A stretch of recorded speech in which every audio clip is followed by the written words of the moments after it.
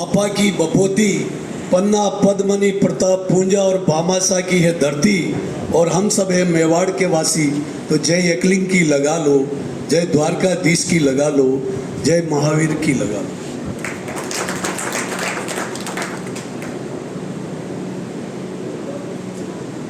तुलसी साधना शिखर,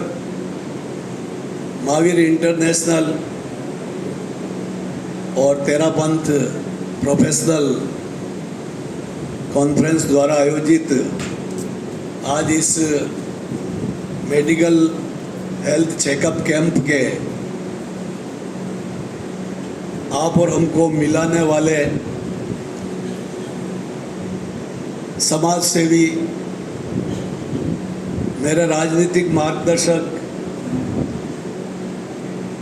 परम आदरणीय गणेश जी डागलिया साहब, हमारे बीच में विराजमान उदयपुर संभाग में वर्षों तक सेवाएं देने वाले परम आदरणीय डीपी सिंह जी साहब, परम आदरणीय भोसवाल साहब, इस संस्थान के अध्यक्ष कोठारी साहब, मंच पर बैठे हुए सभी इस संस्थान से जुड़े हुए पदाधिकारीगण, सामने विराजे हुए सभी अपने अपने क्षेत्र के विशेषज्ञ डॉक्टर्स, हमारे बीच में समाज सेवी कर्णावत साहब, हमारे कांग्रेस के युवा साथी, युवा लीडर, हमारे पत्रकार, नौजवान साथी, सामने सभी विराजे हुए सज्जनों और देवियों, आप सबको बहुत बहुत शुभकामनाएं देता हूं। डागलिया साहब का जीवन हमेशा समाज के उत्थान और सेवा में रहा है,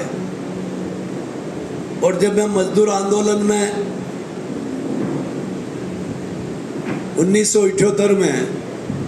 सीमेंट उद्योग में एक मजदूर में भर्ती हुआ था। वैसे मैं हल्दीघाटी का ही रहने वाला हूँ, आपके पड़ोस में ही राजसमंद जिले में बलीचा गांव है, और मैं एक साधारण किसान परिवार में पैदा हुआ। मेरे पिताजी किसान थे और हमारे यहाँ बहुत छोटी जोत होती है, तो मेरी दो बड़ी बहनों की शादी होने की वजह से पिताजी पे कर्जा हो गया, तो मेरी पढ़ाई 8वीं पास के बाद छोड़ा दी गई और मुझे बाल मजदूरी करने के लिए उदयपुर जाना पड़ा 14 साल की उम्र में। और मैंने बाल मजदूरी के साथ साथ अपने पढ़ाई को जारी रखा। जब मैं 18 साल का हुआ तो सीमेंट फैक्ट्री में 10वीं पास करके एक मजदूर में भर्ती हुआ, और वहाँ से मैं इंटक से जुड़ा, और वो मजदूर से मंत्री तक का 45 साल का बहुत बड़ा सफ़र है। जब मैं 1993 में इंटक का जिलाध्यक्ष बना था, तब मैं सीमेंट फैक्ट्री से बाहर निकल के जिले में श्रमिकों को संगठित करने, उनके अधिकारों के लिए लड़ाई लड़ने के लिए निकला था। तो उदयपुर के उद्योगों में जब मैं यूनियन बनाने की लड़ाई लड़ रहा था, तो बहुत ही एग्रेसिव लीडर था, मैं भी दाढ़ी रखता था, बड़ा फाइटर लीडर था। तो उस समय में गणेश जी डागलिया साहब मालिक और हमारे मजदूरों के बीच में आर्बिट्रेटर हुआ करते थे। मुझे भी पूरा आप पे विश्वास था और मालिकों को भी आपके ऊपर पूरा विश्वास था, और मैं प्लेन कागज पे लिख के आता था कि डागलिया साहब जो फैसला कर देंगे वो मैं मंजूर कर दूंगा। बड़े बड़े आंदोलन बिगर फैसले किए मैंने हड़तालें खत्म कर दी, मजदूरों को काम पे भेज दिया ड्यू टू गणेश जी डागलिया पे विश्वास के आधार। 2 महीने बाद 3 महीने वार्ताएं चली, फैक्ट्री को उत्पादन जारी रखा, और उसके बाद फैसला आया, दूध का दूध पानी का पानी, और न्याय किया। और इसीलिए जब आपके 94 में पार्षद का चुनाव लड़ रहे थे अशोकनगर से, जब मोहनलाल जी सुखड़िया भी अपने कार्यकाल में वहाँ से कभी कांग्रेस के कैंडिडेट को नहीं जीता पाए, पहली बार उदयपुर के इतिहास में गणेश जी डागलिया ने वो वार्ड जीता जो बीजेपी जनसंघ का गढ़ हुआ करता था। और उस समय डॉक्टर साहब, मुझे डागलिया साहब ने एक युवा पे इतना भरोसा करके उसकी जिम्मेदारी सौंपी मुझे, जबकि मैं तो ट्रेड यूनियन आंदोलन का आदमी था, कांग्रेस की राजनीति से इतना वाकिफ नहीं था।